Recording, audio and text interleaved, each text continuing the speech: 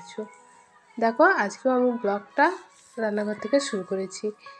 Husband তাড়াতাড়ি বেরোবে, plus আজকে রাতে না ও মানে কালী পুজোর একটা নিমন্ত্রণ আছে, তো ওখানে খিচুড়ি দেবে, তো সেই জন্য রুটি খাবে। তো সকাল সকাল একদম রুটি করতে চলে এসেছি, আর সেটা তোমাদের সাথে শেয়ার করে নিলাম। তো কয়েকটা রুটি বানিয়ে নিয়েছি, তারপরে কিন্তু তরকারিটা বসিয়েছি। আজকে সয়াবিন আলু পেঁপে দিয়ে একটা তরকারি বানাবো। আর আজকে তো বৃহস্পতিবার মানে তো নিরামিষ, তো নিরামিষের রান্নায় আমার কোনো ঝামেলা লাগে না, চটজলদি হয়ে যায়। পেঁপে আলু সয়াবিন দিয়ে তরকারি রুটিতে খেতে বেশ ভালোই লাগে, তো সেটাই জন্য এইটাই বানিয়ে ফেললাম। তাড়াতাড়িও হবে, খেতেও ভালো লাগবে।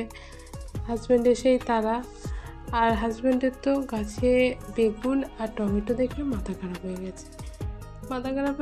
বলতে চলো তোমাদের সাথে সেটা শেয়ার করবো, তার আগে তরকারিটা বানিয়ে নিই। দেখো জিরে আদা আর লঙ্কা দিয়ে মশলাটা করে নিয়েছিলাম, সেটা দিয়ে একটু কষিয়ে নিচ্ছি। তারপরে একটু জল ঢেলে সিদ্ধ করে নেব। এই তো হয়ে গেল রান্না। আর নামানোর আগে অবশ্যই একটু গরম মশলা দিয়ে নেব, তাহলে না বেশ ভালো লাগে খেতে। আর এই যে চলে এসেছি তোমার হচ্ছে বেগুন গাছের কাছে, তরকারিটা সিদ্ধ হতে দিয়ে চলে এসেছি। আসলে গাছে অনেকগুলো বেগুন হয়েছে আর টমেটোগুলোও পেকেছে, জানো তো। তো হাজব্যান্ড বলছে যে তুলতে দুদিন থেকে, তো আমি প্রয়োজন ছিল না বলে তুলিনি। আমি বলছি গাছে আছে থাক, ভালো টাটকা টাটকা সবজি খাবো। তো ওর আজকে সেই দেখে কত কি মানে বলছে আর কি, জানো সবজির দাম কত বেড়ে গেছে এখন, সব কিছু সবজির দাম দ্বিগুণ। এই হচ্ছে বেগুনের কিলো 40 টাকা, টমেটোর কিলো হচ্ছে 20 টাকা, তারপরে তোমার হচ্ছে ওই কী বলে পালং শাক হচ্ছে 40 টাকা। আর তুমি এইভাবে জিনিসগুলো নষ্ট করছো, এত কিছু। তো আসলে যে ইনকাম করে তাকেই তো খরচের কথাটাও ভাবতে হবে। তো হাজব্যান্ডের সেই জন্য অত বেশি চিন্তা ছিল, তাই আমি চটজলদি চলে আসলাম বেগুনগুলো তুলতে। বেগুন ভাজা করবো আর তার সঙ্গে গাছের বেগুনগুলো তুলেও নেবো, হাজব্যান্ডের চিন্তা অনেকটা কমিয়ে দেবো।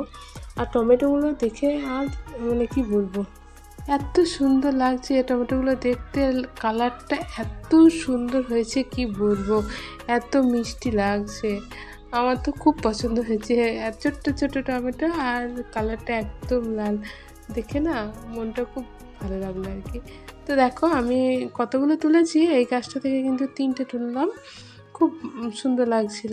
আর এদিকেও কয়েকটা হয়েছে। তো টমেটোর খুব একটা দরকার ছিল না, ঘরে অনেক টমেটো আছে জানো তো, সেই জন্য, কিন্তু পেকে গেছে, মাটিতে আছে, পচে যাবে, সেই জন্য কিন্তু তুলে নিলাম। দেখেছো এদিকে এগুলো অত লাল হয়নি, কিন্তু তবুও মাটিতে আছে, পচে যাবে বলে নিয়ে নিয়েছে। আর দেখো কত বেগুন তুলেছি, এখনও তুললে হতো, তা আমি আর তুললাম না। আমি ভাবলাম আগে এগুলো খেয়ে শেষ করি, তারপরে আবার তুলবো। কিছুটা নিজেদের জন্য রাখবো, আর পিছন বাড়ি জেঠিমাকে কিছুটা দেবো। তো দেখো টমেটোগুলো দেখেছো কত সুন্দর সুন্দর হয়েছে, আর বেগুনগুলোও বেশ ভালো। এই বেগুনগুলো সরু সরু হলে কী হবে, খেতে বেশ ভালো জানো তো, আর তাড়াতাড়ি খুব সুন্দর সিদ্ধ হয়ে যায়। ভাজতে গেলেও বেশ অল্প তেল লাগে, কিন্তু একটাই হচ্ছে খারাপ, এই যে সরু সরু, বেশি মোটা না আর কি। যাই হোক, এবার বেগুনের রেখে রান্নাটাকে দেখতে হয়েছে। তো রান্নাবান্না কমপ্লিট করেছি, হাজব্যান্ড বেরিয়ে গেছে, আমরাও খেয়ে নিয়েছি। তারপরে কিন্তু রান্নাঘরটা মুছেছি একবার, জানো মানে অনেক নোংরা হয়ে যায় রান্না করতে গিয়ে, তো সার্ফ দিয়ে ভালো করে মুছে নিয়েছি। তারপরে আর একবার মানে শুধু জল দিয়ে ভালো করে পরিষ্কার করে নিচ্ছি। কী বলো তো, যখন সার্ফ ব্যবহার করা হয় সেই দিন কিন্তু দুবার করে রান্নাঘরটাকে মুছতে হয়। আর এদিকে একটু গ্যাসে জল বসিয়েছিলাম গরম জল করার জন্য, মানে ছেলেকে স্নান করাবো। আজকে না রোদের তাপটা খুব একটা বেশি ছিল না, জল গরম হয়নি, তো একটু জল গরম করে নিলাম যাতে ওকে স্নান করতে পারি। আর কয়েকদিন না গেলে একদম ঠান্ডা জলে স্নান করাবো না, কারণ এই ওয়েদারে একদম যদি ঠান্ডা জলে স্নান করে না, তাহলে ওর ঠান্ডা লাগার ভয় থাকে। তারপরে দেখো ছেলেকে স্নান টান করিয়ে দিয়েছে, ও ঘুমিয়ে পড়েছে। এই যে বাসনগুলো মেজে রেখেছিলাম সেগুলোকে তুলে কিন্তু মানে ঝুড়িতে রাখতে হবে, বাসন রাখার ঝুড়িতে। আমি জল ঝাড়ার জন্য বাসন মেজে এনে কিন্তু এই উঠোনের সামনেটাই রাখি, তারপরে জলটা শুকিয়ে গেলে তারপরে কিন্তু ঘরে তুলে নিয়ে যাই। সেটা আজ তোমাদের সাথে শেয়ার করলাম। এই যে দেখো এবার এসে ঝুড়িতে রেখে দিচ্ছি।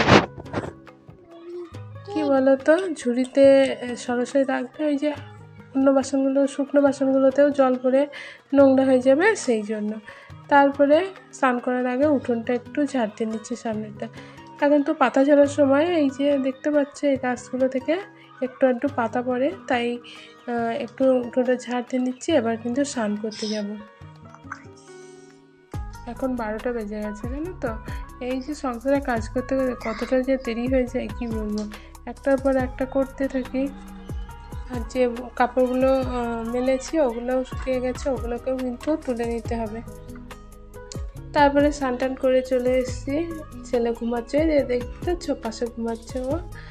আর আমি কিন্তু ওর কতগুলো প্যান্ট একটু একটু করে ছিঁড়ে গেছে, মানে ছেলে নেই, সেলাই কেটে গেছে, তো সেইগুলোকে একটু সেলাই করে নেবো। কলে দিলে পয়সা তো লাগবে, তাছাড়া হচ্ছে প্যান্টগুলো না এই বছরেই মানে তোমার হচ্ছে, আর নেক্সট বছর আর হবে না, ছোটো হয়ে গেছে।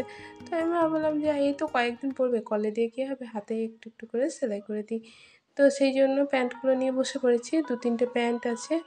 আর ছেলে যেহেতু ঘুমাচ্ছে, আর অনেকটা কিন্তু টাকাও বাঁচবে, জানো তো। আসলে আমাদের মতো মধ্যবিত্ত ফ্যামিলিতে সবসময় সব কিছু জন্য মানে বাইরে পাঠানো বা কিছু কেনা, কল থেকে তৈরি করা, এইসবগুলো সবসময় হয়ে ওঠে না। নিজেরাও হাতের কিছু কাজ জানা থাকে, তো নিজেরা সেই হাতের কাজটাকেও অনেক সময় কিন্তু ব্যবহার করি। তো সেলাই করতে মোটামুটি জানি, তো সেই জন্য টুকটাক সেলাইগুলো করতে থাকি। গ্রামের মেয়ে, গ্রামের বউ, সব মোটামুটি জানি কাজ, তো সেটা করে নিই। তো দেখো সেলাই টেলাই করে নিয়েছি, এবার কিন্তু গুছিয়ে রেখে দেবো। ছেলে কিন্তু এখনও ঘুমাচ্ছে, এই দুপুর টাইমটাও অনেকটা সময় ধরে ঘুমাই। যদি না তোলা হয় তাহলে ও উঠতেই থাকে না, জোর জার করে সেই তুলতে হয়। তো আমারও একটু সুবিধা হয়, আমার কিন্তু দুপুর টাইমে ঘুমানো হয় না, জানো তো। ও যখন ঘুমায় তখন আমি কাজগুলো করি, আর ও উঠে পড়লে আমার আর ঘুমায় না। সেসব যাই হোক, দেখো ভালো করে এবার গুছিয়ে নিচ্ছি। এখন কিন্তু ছেলেকে তুলবো, তারপরে ওকে খাওয়াবো, আমি খাবো, এই দুটো বাজতে চললো। তারপরে কিন্তু হাজব্যান্ডও আসার সময় হয়ে আসছে, ও আসবে বলেছিল, জানি না কি করবে, কারণ অনেক দিন তো আসবে বলেও আসে না। সব জামাপ্যান্ট ঠিক মতো করে গুছিয়ে নিয়েছি।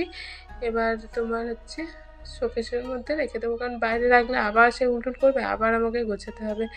তো একবারে কাজ সেরে নেওয়া ভালো। আবার ফেলে রাখলেও তো পরে করতে হবে, করার তো আর কেউ নেই, সেই নিজেকেই করতে হবে। তাই সময়ের কাজ সময়ে করাই ভালো। দ্বিগুণ খাটতে কার আর ভালো লাগে বলো তো। এখন করে রাখবো, উল্টুল করলে আবার সেই আমাকেই গোছাতে হবে। যাই হোক, দেখো সব সুন্দরভাবে গুছিয়ে নিয়েছি। তারপরে কিন্তু হাজব্যান্ড চলে এসেছিলো, ছেলে যে ফলমূল নিয়ে এসে সেগুলোকে বার করছে, খেলা করছে, এরকম আর কি।